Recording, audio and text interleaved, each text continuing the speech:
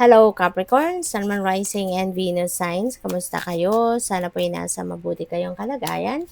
Welcome back po sa Star Tarot at kung bago kayo rito, welcome din po kayo. Please subscribe, like, share my videos, and leave me a comment kung naka-resonate po kayo. Thank you. So first card ni Capricorn, we have Wisdom. Ayan, to focus on the past is to lose the future. Heed advice from an older person which will allow you to move on. Ayan. So, siguro ang iba sa inyo dito, Capricorn, you're a person of wisdom. Marami ka nang alam sa buhay. Marami ka naman pinagdaanan na mga iba't ibang klaseng sitwasyon, pagsubok na nalagpasan nyo na ang dami mo nang alam sa buhay. But maybe there is a specific situation sa buhay mo sa ngayon na pwedeng kailangan mo ng makarinig ng advice no from other people o pwedeng kailangan mo na humingi ng advice din sa mas nakakatanda sa inyo na mas marami pang naging experiences sa buhay ninyo sa buhay, hindi ba? So o pwedeng kailangan mo mag-seek ng advice no from other people that is more matured than you. So change, may pagbabago. Puwede kang iba sa inyo magbabago ng tirahan, change of residence, partner. So, pupuwedeng magbabago ng tirahan, maglilipat bahay, pupuwedeng merong magre-relocate, place of residence, kung saan na kayo pupunta. Pupuwede rin ang iba sa inyo magbabago na ng partner, baka magbabago ng jowa, 'di ba? Ng boyfriend, ng girlfriend. Pupuwede rin ang iba sa inyo rito magbabago na ng trabaho, mag-change na ng career path, pwedeng gano'n. Kaya, maaaring ito na yung maaaring yung pagbabagong ito, pwedeng ito na yung matagal ninyong inaantay na mangyayari. Maaaring gustong-gusto mo na 'tong mangyari na mga bagay na 'to or isa man diyan, maaaring yan ang dinidream ninyo matagal na gusto mong mangyari and now, mangyayari na. Magbabago na, magkakaroon na ng pagbabago. O puwedeng sa tirahan niyo nga, sa partner niyo sa buhay or trabaho, 'di ba?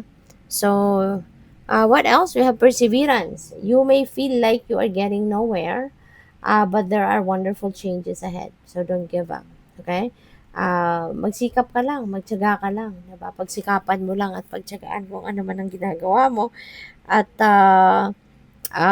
kung sa pakiramdam mo walang mapupuntahan itong ginagawa mo, huwag kang mag-alala. Kasi minsan, 'di ba, yung ginagawa ng Divine Universe hindi natin nakikita. Akala mo lang walang nangyayari, wala siyang ginagawa, pero meron. Okay? You just have to wait.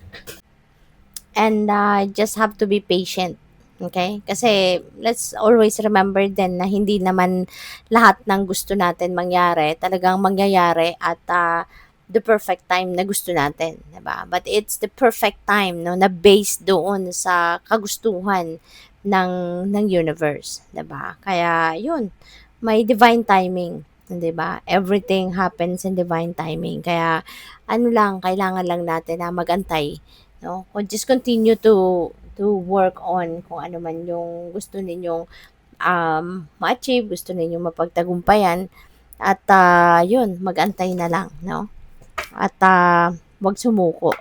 So, by the way, maraming salamat for subscribing and if you haven't subscribed yet, subscribe na kayo. And also, maraming salamat din for not skipping the ads. Malaking bagay yan sa akin. And also, um, kung gusto po ninyo na mag-join sa membership, just click the join button sa baba ng video po. Thank you. So, yun.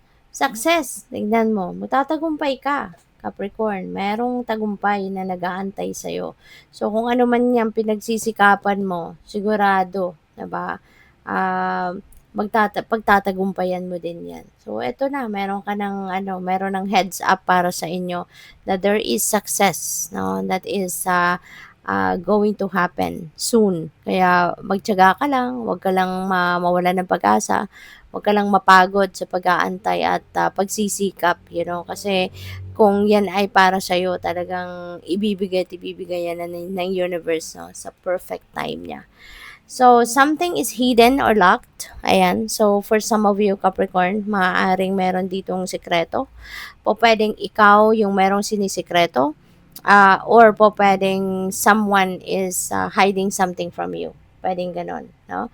Kaya kayo na lang ang tanging kung nakaka-resonate kayo sa message na to, then you know, 'di ba? Kung ikaw ang may tinatago or someone else ang may sinisekreto sa iyo.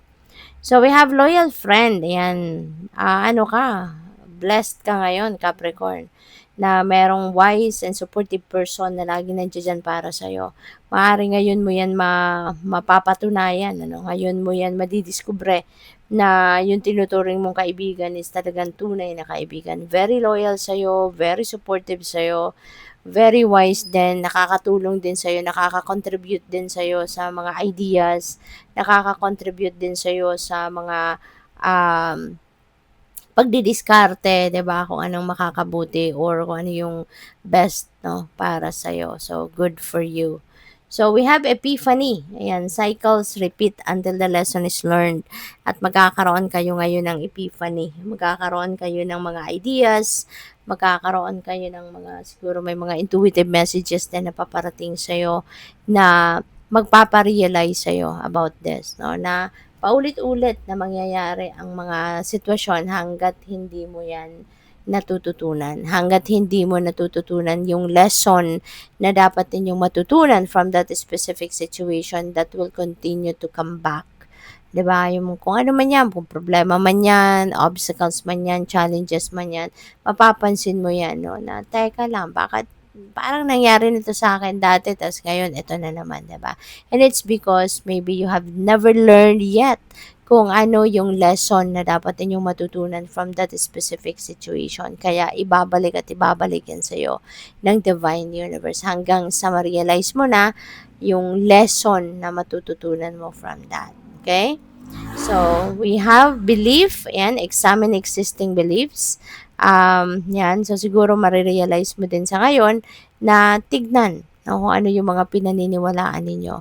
Kasi baka merong mag-stand out sa ngayon na sitwasyon sa buhay mo na mapapansin mo na kung hindi, siguro papunta ka na, pa-move forward ka na, kung hindi ka lang naniniwala sa isang bagay.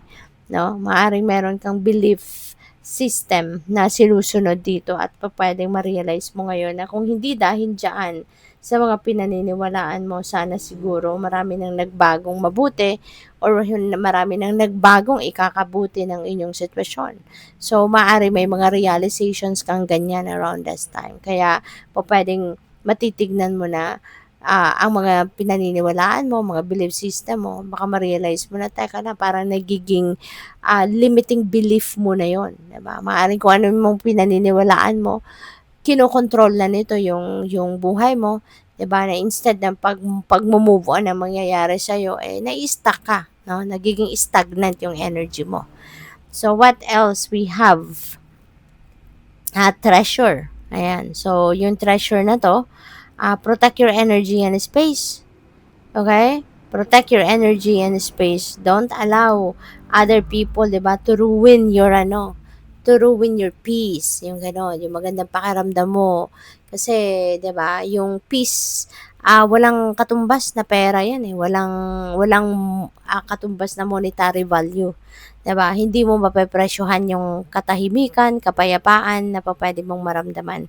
Kaya isang napakalaking, kumbaga, treasure, no, yung peace na yan. Kaya you need to protect your energy. Surround yourself with positive thinking people, with happy people, 'di ba? Yung may mga taong may positive mindset. Yun ang mga magagandang klaseng tao na dapat mong ipaligid sa iyo. You know, at hayaan mo na yung mga negative ang hatid, Marites, Marisol, ay nako, magdadala lang yan ng mga negatibong vibe sa buhay mo, no? So, good luck. Thank you for watching. Love and light. Namaste.